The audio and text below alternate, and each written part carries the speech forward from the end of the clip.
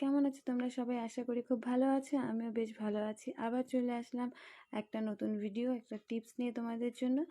এই যে চিনি চাপাতি একসাথে মিশিয়ে নিয়েছি, এটা দিয়ে তোমাদের একটা টিপস দিব।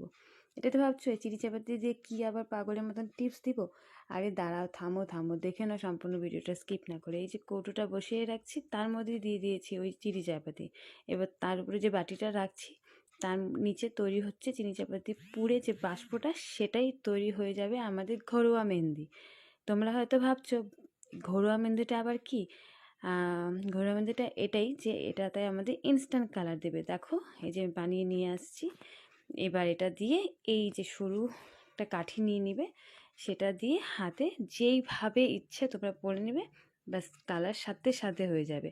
প্রথমে একটু হালকা খয়েরি খয়েরি কালার আসবে, তারপরে একদম ডার্ক খয়েরি কালার চলে আসবে। আসলে অনেকদিন ধরে মেহেন্দি পরতে খুব ইচ্ছে করছিল, কিন্তু বড়োর জন্য ঠান্ডা লেগে যাবে জন্য না করছিল। আর ঠান্ডা লেগে গেলে বাবা মা খুব বকাবকি করবে, তাই আর মেহেন্দি পরা ওটা তো হলো না, বাজারে কেনা মেহেন্দি। তাই এটাই বানিয়ে নিলাম। মনে পড়লো ছোটোবেলায় তো মা অনেক বানিয়ে পড়াতো, চলো এটাই তাহলে বানিয়ে নিই। তো কেমন লাগলো তোমাদের?